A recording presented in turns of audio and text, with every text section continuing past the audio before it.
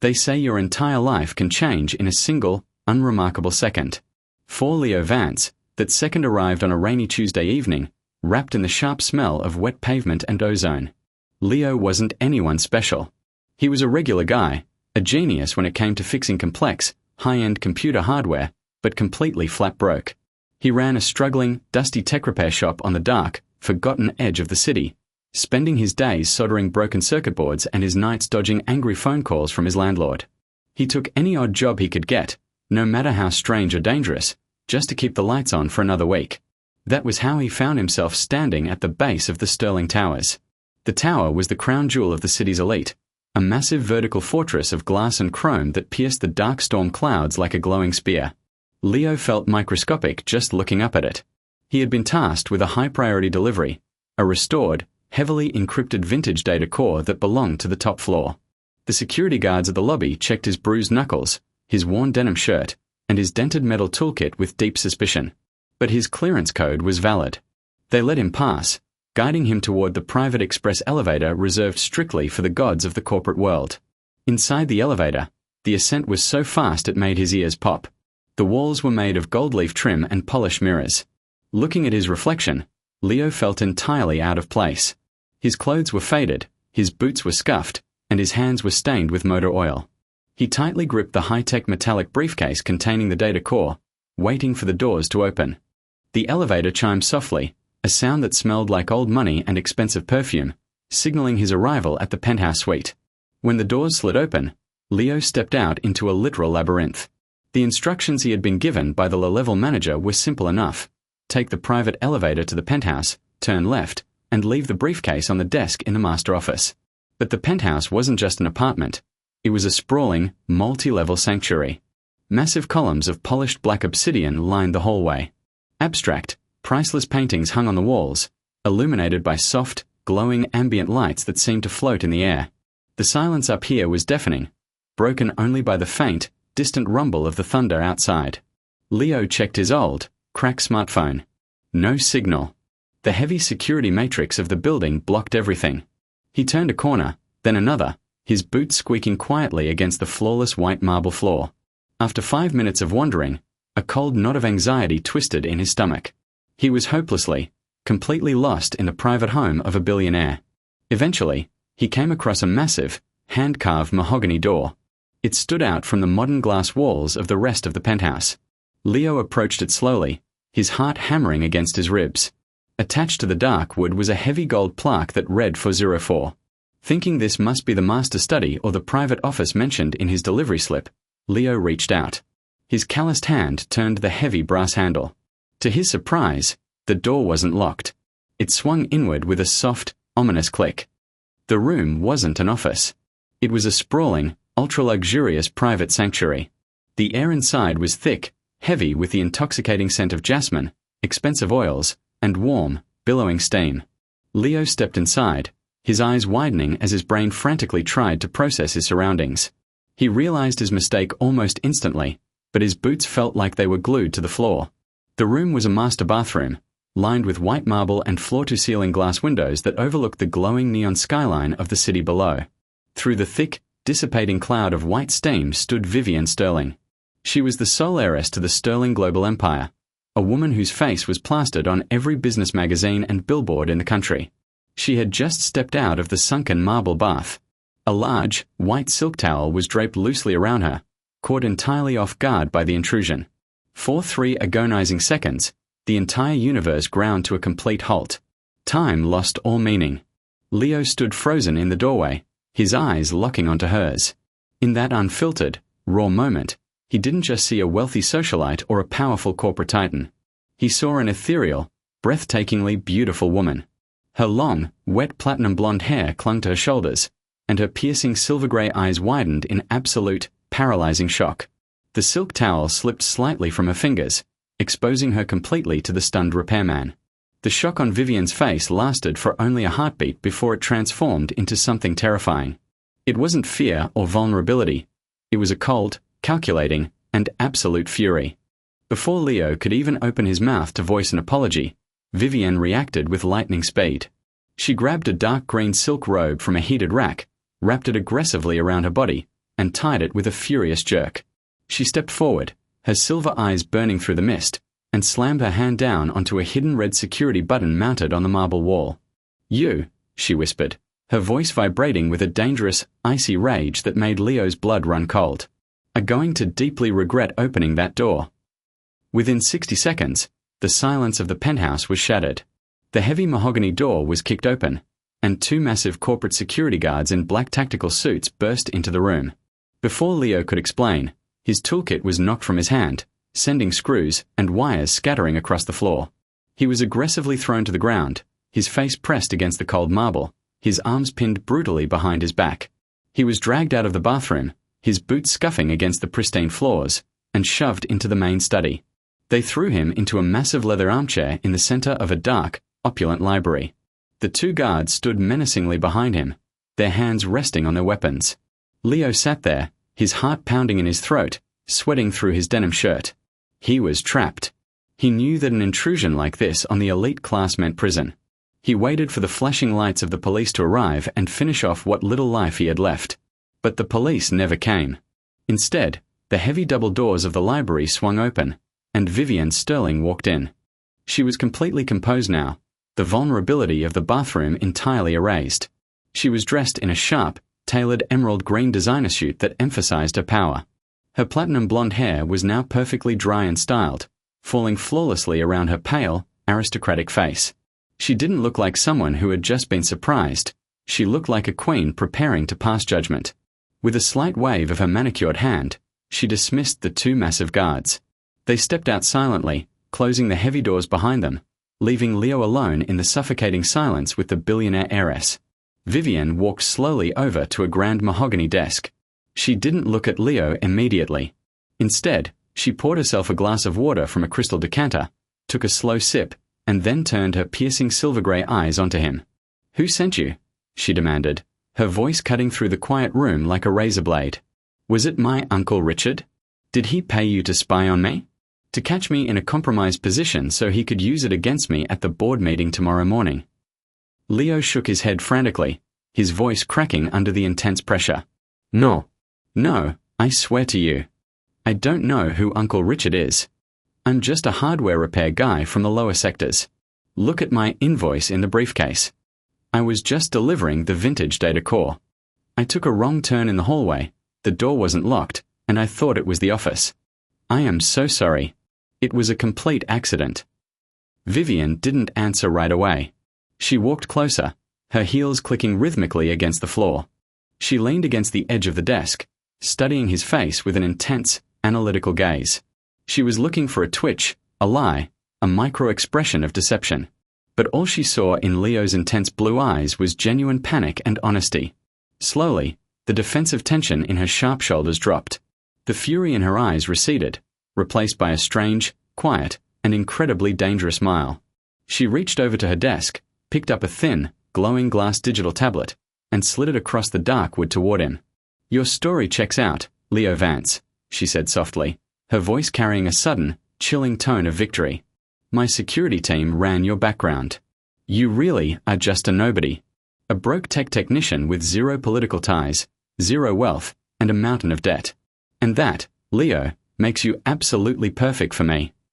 Leo blinked, completely bewildered, his jaw tightening. "Perfect? Perfect for what?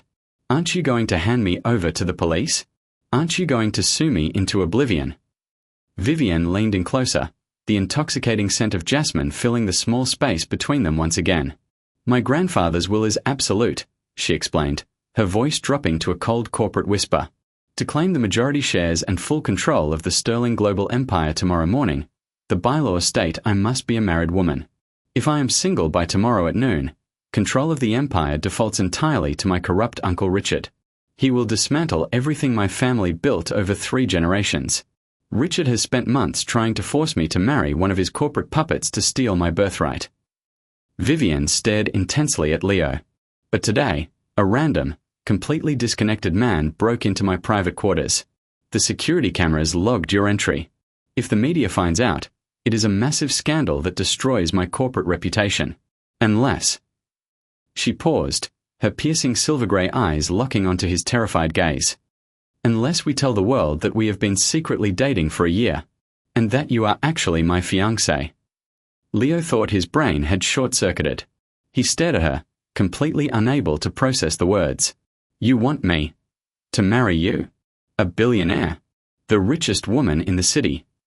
A fake marriage, Vivienne corrected sharply, her voice cutting through his shock. A strict, legally binding 1-year contract. I will pay off your shop's debts immediately. I will give you a massive allowance, and exactly $10 million when the year is over. You will get a life of absolute luxury. In exchange, you will play the role of a loyal, deeply in love husband in front of the board, the shareholders, and the relentless media.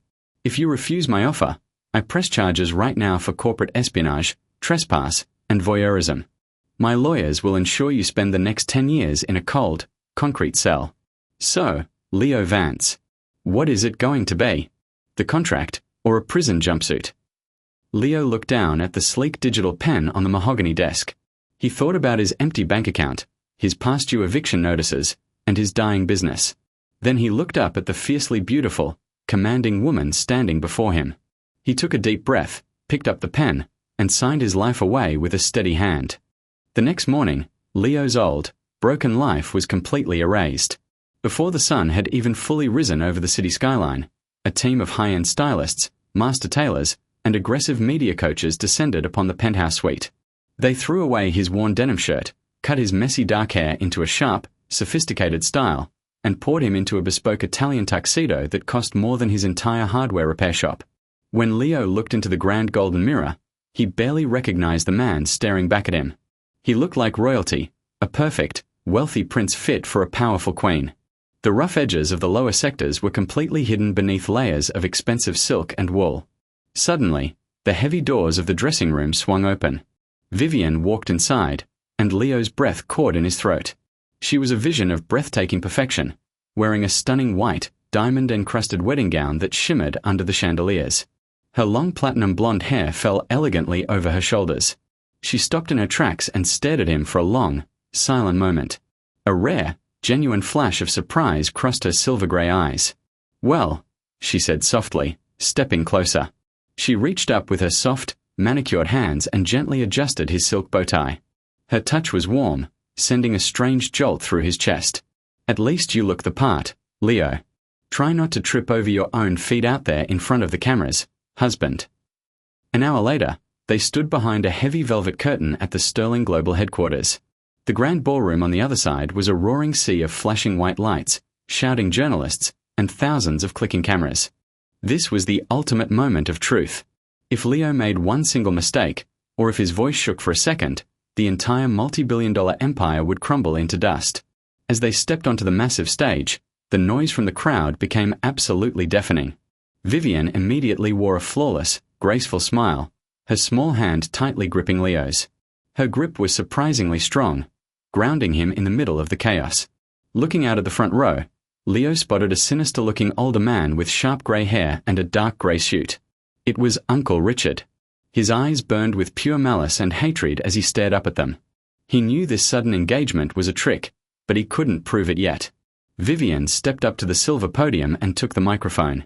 "Thank you all for coming," she announced, her voice echoing through the massive hall with absolute, unshakable confidence.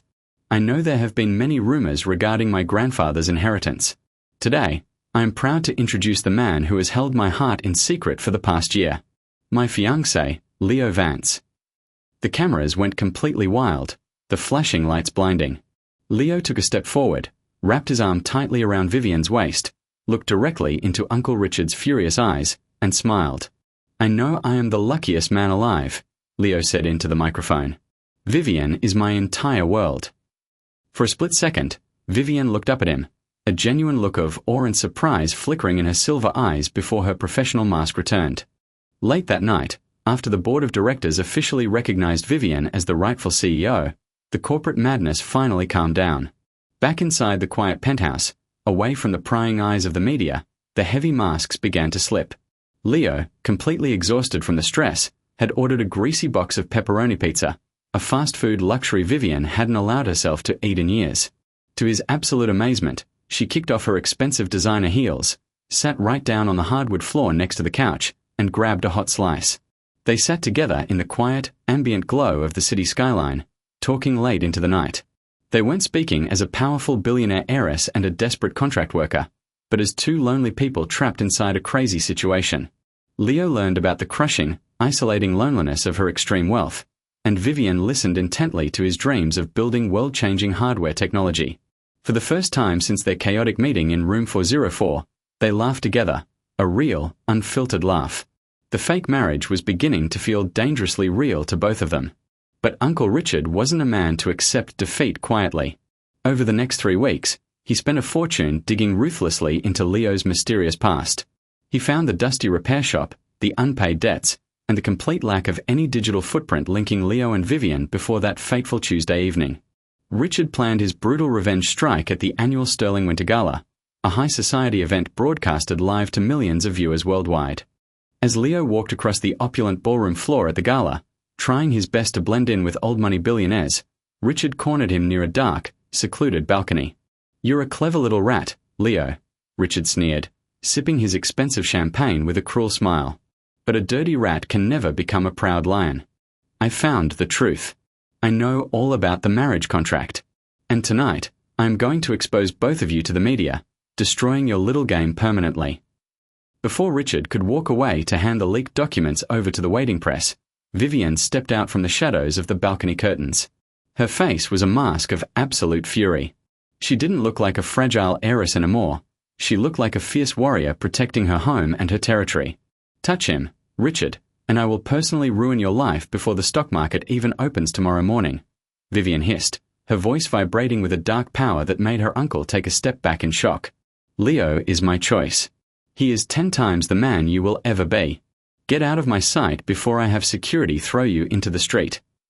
As Richard retreated back into the crowd, red-faced and furious, Vivienne turned around to face Leo. Her hands were visibly shaking from the intense anger. Leo reached out slowly, taking her cold hands into his warm ones. "You didn't have to do that for me," Leo murmured softly. Vivienne looked up at him, her silver-grey eyes shimmering with deep, unhedged emotion. "I did," she whispered, leaning in closer. "Because it's not just a fake contract anymore, Leo. I can't lose you." The beautiful gala music swelled in the background as the wealthy guests finally began to leave the venue. The grand ballroom grew quiet and empty, leaving only the soft, warm glow of the massive crystal chandeliers above them. Leo held out his hand to Vivienne. There were no cameras left, no press, no shareholders watching. It was just the two of them. She smiled beautifully, stepping directly into his arms. As they moved gracefully across the polished floor in a slow, elegant waltz, the rest of the universe completely faded away. Leo looked down at the incredible woman who had transformed his destiny. He realized he didn't care about the $10 million anymore. He didn't care about the wealth of the Sterling Empire.